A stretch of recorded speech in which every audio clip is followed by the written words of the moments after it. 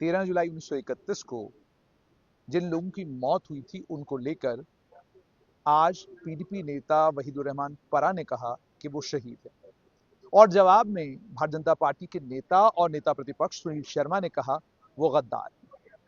मेरे साथ इस वक्त मुजफ्फर खान हैं, एमएलए थाना मंडी हैं, और साथ में इन्होंने सरकार को अपना समर्थन भी दिया है और इतिहास पर अच्छी पकड़ है इनकी। खान साहब, सुनील शर्मा कहते हैं वो गद्दार हैं और वहीदुर रहमान परा कहते हैं वो शहीद हैं। सिर्फ वहीदुर रहमान पर्रा साहब ही नहीं, बल्कि जम्मू कश्मीर की सारी आवाम उनको शहीद मानती है। वो एक आइडियालॉजी के खिलाफ लड़ रहे थे, जमहूरियत और लोगों की हुक्मरानी एस्टेब्लिश करने के लिए लड़ रहे थे। और उस वक़्त 1931 में, क्योंकि हम उस वक़्त हिंदुस्तान का हिस्सा नहीं थे, हम एक आज़ाद मुल्क थे, पूरे मुल्क में उस वक़्त एक आज़ादी की जंग चल रही थी। किसी न किसी हर रियासत राजवाड़े में किसी न किसी किस्म का प्रोटेस्ट हो रहा था, चाहे वो अंग्रेज सरकार के खिलाफ था या राजों के खिलाफ था। तो जम्मू कश्मीर भी उसकी हीट और डस्ट से बच नहीं सका। यहाँ भी एक मोमेंट शुरू हुई कि यहाँ लोगों के चुने हुए नुमाइंदों की हुकूमत होनी चाहिए, शख्सी राज को ख़त्म किया जाए। वो एक शख्सी राज के खिलाफ थी, किसी ज़ात के खिलाफ नहीं थी। यानी आप भी जो मानते हैं महाराजा हरि शहीद सिंह थे, डिक्टेटर थे, जो आज डिप्टी सीएम भाई वो सुरेंद्र उस वक्त, चौधरी ने कहा। अरे भाई डिक्टेटर, जाहिर सी बात है डिक्टेटर तो नहीं कह सकते, पर शख्सी राज था ना। हाँ।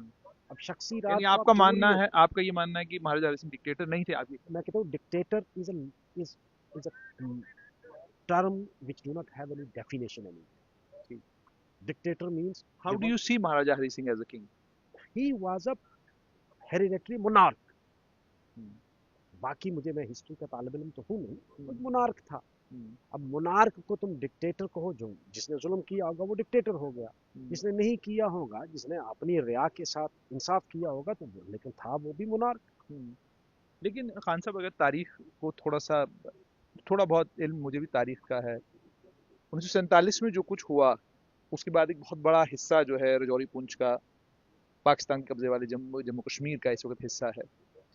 आप क्या मानते हैं उसके लिए भी महाराजा जिम्मेदार थे, या आपका भी ये मानना है कि उसमें बहुत हद तक शेख मोहम्मद अब्दुल्ला की अपनी जात का भी रोल था, जिस वजह से वो बहुत बड़ा हिस्सा जो है वो जम्मू कश्मीर का हिस्सा ना रहा, और नतीजा ये निकला कि आज आप पॉलिटिकली डिसएम्पावर्ड हैं और आपके इलाके के एमपी भी जो है वो घाटी से मैं इस पर कोई अपनी रायज़नी तो कर नहीं सकता उस वक़्त, लेकिन मुझे नहीं लगता है कि शेख साहब उसके ज़िम्मेदार थे या महाराजा उसका ज़िम्मेदार था। जंग हुई उस वक़्त, देख जो दो मुल्क बने, जो कल तक एक ही थे, जंग हुई, वो जहाँ तक किस एक मुल्क की दूसरे मुल्क को पीछे हटा सकी हटा गई, जहाँ सीज़ फायर हो गया वहाँ रुक गए। सीज़ फायर उस वक़्त जो हमने पढ़ा है वो यूनाइटेड नेशन के प्रेशर के अंडर हुआ, और उसके बाद कहा इस पर नेगोशिएशन होगी, तो हुई नहीं। तो खैर ये चीज़ें, इसके साथ कोई इनका लेना देना मुंसलिक नहीं नहीं है। लेकिन आखिर में आपसे एक और चीज जानना चाहूंगा कि अगर हम महाराजा हरि सिंह के दौर को देखते हैं, जब वो महाराजा बने उनके बाद प्रजासभा बनी यहाँ पर, उनके बाद यहाँ अस्पताल बने, उनके बाद यहाँ पर बहुत सारे स्कूल्स, कॉलेजेस, यूनिवर्सिटीज, औरतों की तालीम के मौके उन्होंने प्रोवाइड करवाए। उसके अलावा कई और मिसालें हैं जो महाराजा हरि सिंह को लेकर दी जाती हैं। तो आपसे ये समझना चाहता हूँ, क्या एक डिक्टेटर या एक मोनार्क जो आप कह रहे हैं, उसे क्या जरूरत थी प्रजासभा बनाने की, जिस प्रजासभा का हिस्सा जीएम सादिक भी थे, जिस प्रजासभा का हिस्सा शेख मोहम्मद अब्दुल्ला भी थे? मतलब उसे क्या जरूरत थी ये सब कुछ करने की, अगर वो एक मोनार्क था, अगर वो एक डिक्टेटर था? विनायक साहब, आपने अगर तारीख का थोड़ा बहुत मुताला किया होगा ना, अंग्रेज सरकार ने भी under pressure of the Congress, उस वक्त जो कांग्रेस ही लड़ रही थी आज़ादी के लिए, एक इलेक्टेड बॉडी बनाई थी, कमीशन बने, एक्ट बना 1935 का एक्ट, जो कि 1947 से लेकर 1950 तक भी लागू रहा। उसमें बहुत सारे रिफॉर्म हुए। इसी तरह जब यहाँ प्रोटेस्ट हुए, लोगों ने जमहूरियत की मांग की, तो उसमें यहाँ भी रिफॉर्म हुआ, राज्यसभा बने, बहुत अच्छे काम भी किए महाराजा साहब ने। ये जो आर्टिकल 35A जिसको 5 अगस्त 2019 को रिडंडेंट कर दिया गया, इवन आर्टिकल 370 जो था, इसकी बुनियाद तो महाराजा ने रखी। और हम तो 1927 को ही याद करते हैं, उससे पहले भी 1886 में भी एक ऑर्डर हुआ जिसमें सेल परचेज को बैन किया गया कि कोई भी गैर मुल्की, उस वक्त जो लफ्ज़ इस्तेमाल किया गया वो गैर मुल्की के लिए किया गया कि गैर मुल्की जो है वो यहाँ खरीद फरोख्त नहीं कर सकता है। 1927 में तो हर किस्म की एलिनेशन को कवर किया, क्योंकि उस वक्त सिर्फ सेल पे किया था। तो किसी वकील ने, मेरे जैसे आदमी ने मशवरा लिया किसी से, उसने कहा यहाँ तो सेल पे बैन है, लीज पे थोड़ा, तो 90 साल की लीज ले लो जगह। तो लीज होना शुरू हो गई, जितनी बनास्पति की लैंड थी पंजाबी लीज लेना शुरू हो गए सियालकोट वाले। तो उसके बाद फिर 1927 में ये आर्डर आया कि ये चीज़ें कुछ प्रोटेक्शंस जो है, वो एक विजनरी आदमी था, there is no doubt in it. लेकिन अच्छे काम करने से, आप ये कहोगे कि यूटी में तो बहुत अच्छे काम करेगा, रियासत नहीं देगा, तो क्या वो तस्लीम होगी? नहीं, उसका मुतबादिल, जमहूरियत का मुतबादिल काम नहीं हो सकता है। आखिर में आपसे ये जानना चाहूँगा, 2009-2014 के बीच में जम्मू कश्मीर में हालात ख़राब हुए, 138 के करीब बच्चों की मौत हुई। उसके बाद 2014 और 2019 के बीच में दोबारा हालात ख़राब हुए, पैलेट चले और बहुत बड़ी तादाद में बच्चे अंधे हुए, नौजवान अंधे हुए, बुजुर्ग अंधे हुए। ये सब कुछ भी हुआ। 13 जुलाई 1931, आप कहते हैं वो बलवाई थे।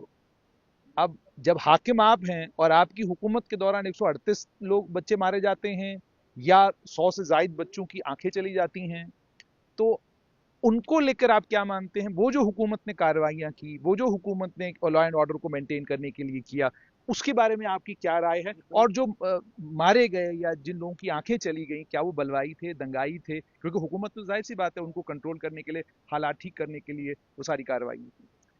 देखिए जुनैद भाई, ना तो मैं वायलेंस उस वक्त जस्टिफाई करता हूँ ना आज, मगर हमने जो तारीख में पढ़ा है कि वो निहत्थे थे। ये और 2009 और 2014 वाले भी नहीं थे। निहत्थे थे, बहुत गलत हुआ, कौन इसको कहता है? मैं ये कह रहा हूँ कि वो अच्छा हुआ। So do you want to say Umar Abdullah was a dictator between 2009 and 2014? Dictator में और इलेक्टेड रिप्रेजेंटेटिव में इतना डिफरेंस तो मुझे पता है, आप मुझे क्यों पूछ So रहे if हैं? an elected representative elected allows representative these kind of killings, he cannot be called a dictator. Can not allow such type of killings. लेकिन आप उमर अब्दुल्ला को आप डिक्टेटर के साथ किस तरह मिला रहे हैं, नहीं, मुझे मैं समझ मिला में नहीं रहा, नहीं मैं है। ये कह रहा हूँ कि मुझे कत्ल मुझे कत्ल ये तो चीज, कत्ल है ना, अरे भाई चाहे कत्ल कहाँ से 1931 हुआ? में हो या 2009 में हो। 1931 में एक मूवमेंट में लोग थे। हम्म, अब यहाँ कोई प्रोटेस्ट करता है, दिल्ली में प्रोटेस्ट हुआ, बहुत सारे लोग मारे भी गए, चले, हम्म, जस्टिफाई कोई नहीं कर सकता है। हम्म, लेकिन आप ये क्या होगा कि क्या दिल्ली की सरकार डिक्टेटर थी इसलिए मार दिया? नहीं। अब वो मजबूरी में लॉ एंड ऑर्डर मेंटेन करने के लिए अगर करना पड़ा, बदकिस्मती है हमारी, नहीं होना चाहिए था, हुआ। लेकिन उसको आप फिर तो आप कहोगे कि जो आज़ादी की जंग में हम्म, जो हिंदुस्तान में जो लोग मारे गए, क्या, और मारने वाले भी हमारी फौज थी, वो भी हम्म, अंग्रेज की फौज जो थी, तो लंदन से तो नहीं आए थे सारे ऑफिसर, हम्म, लंदन से थे, हमारी फौज ने मारा, ऑर्डर दिया, किसी ने मार दिया। अब उसको आप एक प्रोटेस्टर के साथ जो लाठी चार्ज होगी, उसको नहीं ना मुकाबला कर सकते। कि जमहूरियत में अगर कोई प्रोटेस्ट करता है, लॉ एंड ऑर्डर प्रोटेस्ट करना भी उसका फंडामेंटल राइट है, हम्म। हक है उसका। लेकिन लॉ एंड ऑर्डर मेंटेन करना गवर्नमेंट सरकार का काम है, सरकार कभी लाठी चार्ज यानी भी आप करती कह है, रहे हैं कि फायदा। जमहूरी तौर पर जब आप जीत कर आए तो आप हक रखते हैं देयर इज कि अ निहत्थे डिफरेंस, पर गोली देयर इज अ चलाने का, डिफरेंस। लेकिन अगर आप जमहूरी तौर पर नहीं, जीत कर मैं नहीं ये आते नहीं तो फिर आप कहता, हक नहीं ये मैं रखते? नहीं कहता, why are you putting words in my mouth? I'm asking I am not question. I am not saying this hmm, कि आप जमहूरियत से इलेक्ट होके आते हैं तो फिर आपको ये राइट है कि आप मार सकते हैं। नहीं है, नहीं नहीं, है law right. And order maintain करना वो ड्यूटी बनती है स्टेट की, लॉ एंड ऑर्डर मेंटेन करना। लेकिन ये मैंने कब कहा कि राइट देता है किसी को कि मैंने इलेक्ट इसलिए किया है कि तुम गोली चला दो? बहुत बहुत सवाल ही शुक्रिया। तो आपने सुन लिया कि एमएलए थाना मंडी मुजफ्फर खान, उनका साफ तौर पर ये कहना है कि जहां तक 1931 के में जो लोग मारे गए वो वाकई शहीद थे, और उन्होंने ये भी कहा कि उस वक्त एक महाराजा की हुकूमत थी।